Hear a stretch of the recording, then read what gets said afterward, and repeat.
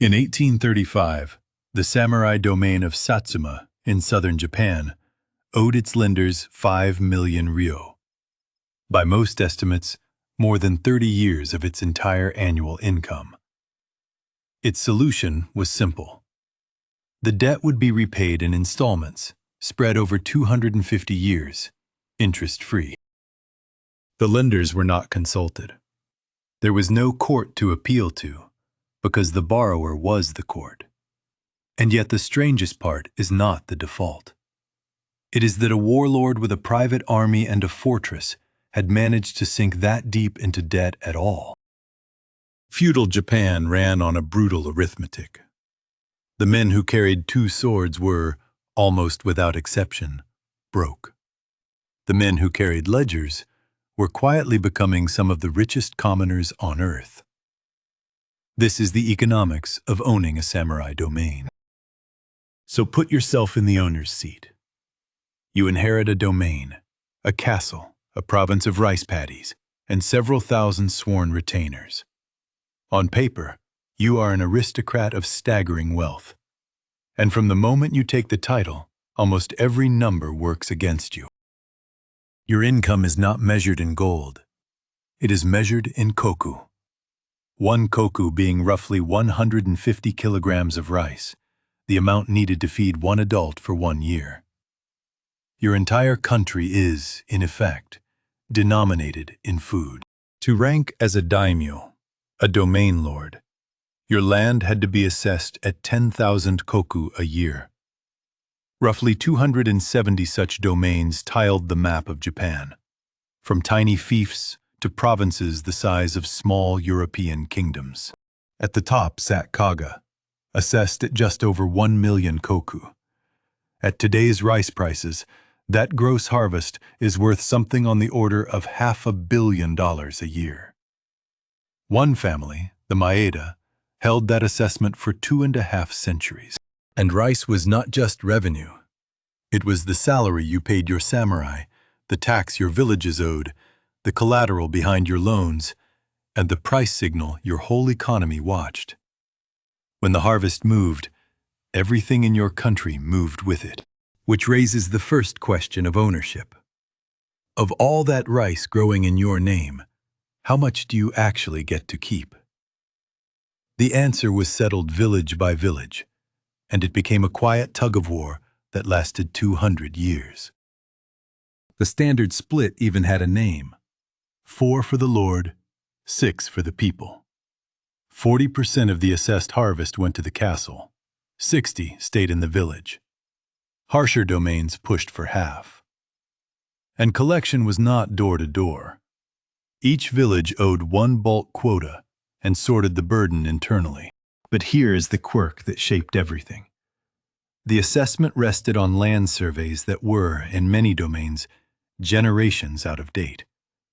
New fields, better seeds, and better tools kept pushing real yields up, while the taxed number stood perfectly still. So decade by decade, the effective tax rate quietly fell. Historians who reconstruct village ledgers find peasants keeping a growing share of a growing pie, while the lord's income, fixed on old paper, flatlined. The landlord was slowly losing without anyone breaking a single rule. Push the quota too hard, and villages had answers. Formal appeals, quiet flight to the next domain, and as a last resort, the peasant uprising. Thousands of farmers converging on the castle gate. Squeezing the harvest had a hard ceiling. Your costs, unfortunately, did not. Every domain carried a payroll unlike anything in the modern world. It's samurai. Not employees, hereditary retainers. Their stipends, fixed in koku, had been promised to their ancestors and would be owed to their grandchildren. In most domains, that single line item consumed roughly half of everything. You could not fire them. Loyalty ran both ways. They owed you their lives, and you owed them their living, forever. A domain was less a business than a pension fund with a castle attached. and the pension had been set when times were good. Satsuma, the domain with the 250-year debt plan, was an extreme case. By some counts, a quarter of its population claimed samurai status. Picture a company where 1 worker in 4 is management, on guaranteed lifetime pay, in a business whose only product is a rice field. By the 1700s, the warrior class was visibly poor. Samurai pawned their armor, taught calligraphy, assembled paper umbrellas at home for extra cash. And still, the payroll was not the biggest drain on a lord's treasury. The biggest one had been designed, deliberately, by his boss. The shogun in Edo required every daimyo in Japan to live in the capital every other year, and to leave his wife and heir there permanently, comfortable, honored, and hostage. The policy was called sankin-kotai, alternate attendance. It is history's most expensive commute. Because a lord could not simply travel, he had to arrive. A great domain's procession ran to 2, 3, even 4,000 retainers, porters, guards, grooms, bannermen, marching for weeks down the highway, fed and lodged at every stop, in a parade of mandatory magnificence. Kaga's column covered roughly 300 miles to Edo in about 13 days. Inns, rice, and straw sandals by the tens of thousands, all billed to the lord. 1 round trip could burn through what a small domain earned in an entire year. And once you see the cost, you see the design. This was not bad planning. The shogunate had engineered a treadmill. Lords rich enough to rebel were kept permanently too drained to try. The commute was not overhead. The commute was the weapon. Then add the permanent side. 2 or 3 mansions in Edo, staffed year-round with hundreds of people, run to a standard fit for the shogun's neighbors. Historians estimate that Edo obligations swallowed half to 3/4 of many domains' cash spending. Not their profit, their spending. And there was one more twist. The rice funding all of this grew hundreds of kilometers from where the bills came due. Your income was food in a castle storehouse. Your expenses were cash in the capital. Between the two stood a city of middlemen and one very modern machine. The machine lived in Osaka. Every year, fleets of barges carried the nation's tax rice to warehouses there, where each domain kept an agent whose entire job was turning rice into money. By the early 1700s, Osaka was clearing the harvest of a whole country. In 1730, the shogunate licensed something remarkable at Dojima, a market where traders bought and sold rice that did not exist yet. Contracts on next autumn's harvest settled in cash. Most economists call it the world's first organized futures market. Chicago would not follow for over a century. For a domain lord, futures meant something irresistible. You could sell a harvest you had not grown yet. Bad year? Borrow against next autumn. Still short? The autumn after that. Osaka's great merchant houses were happy to oblige, at interest, with your warehouse as collateral. Run that loop for a few generations, and ownership quietly inverts. On paper, the lord ruled and the merchant bowed. In cash flow, the merchant held claims on the lord's next 10 harvests. One saying of the era held that the anger of Osaka's merchants frightened lords more than any army. By the early 1800s, domain debt across Japan had compounded into the tens of millions of ryo. Satsuma's 5 million was not an outlier. It was the visible tip. Every lord knew the arithmetic had failed, so the smarter ones stopped playing the rice game entirely. The playbook was the domain monopoly. Whatever your land grew best, you seized the trade in it. Satsuma took sugar from the Amami Islands. Awa took indigo. Choshu took paper and wax.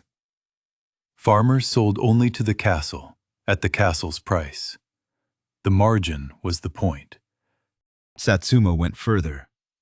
Through its vassal kingdom of Ryukyu, modern Okinawa, it ran a quiet trade with China that the shogunate's closed country rules did not exactly permit.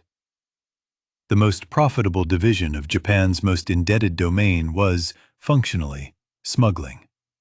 And it worked spectacularly. And when trade was not enough, you printed. Most domains eventually issued hansatsu, their own paper money, legal tender only inside their borders, backed by nothing but the castle's word. Some issues were disciplined. Many were not. It is exactly the temptation you think it is. So step back. A captive farm economy, price-setting monopolies, a licensed futures exchange, your own printing press. By every rule of arithmetic, a samurai domain should have been a money machine. It should have worked. It did not. And the reasons were built into the asset itself. Print too much, and your money collapsed. Some domains' notes traded at a fraction of face value, and villages rioted. Squeeze the monopoly, and farmers ripped out the crop. And beneath it all, the great famines of the 1780s and 1830s could erase a decade of repair in a single season. By the 1860s, the books were beyond saving, almost everywhere. And then history did something no lender had priced in. The shogunate fell. A new imperial government looked at 260-odd domains, armies, castles, debts, and all, and simply abolished them. In 1871, every lord handed his territory to Tokyo. In exchange, the government did something astonishing. It assumed the domain's debts. The oldest loans, including decades of Osaka paper, were canceled outright. The merchants who had financed feudal Japan ate the loss. The lords themselves were paid off in government bonds, generous ones. Freed from the payroll, the processions, and the debts, many former daimyo woke up richer than they had ever been while ruling. Within a few years, their bond wealth was founding banks in Tokyo. Now reread the number from the beginning. Satsuma's 250-year repayment plan ran for exactly 36 years, and it ended not because the debt was paid, but because the debtor ceased to exist. The remaining balance simply vanished. The lenders were left holding paper. The lords walked away with bonds. A samurai domain was a country that paid its owner in food, was taxed by tradition, bled by design, and rescued only by its own extinction. So here is the question. If the best financial event in this asset's history was its abolition, did anyone ever really own it?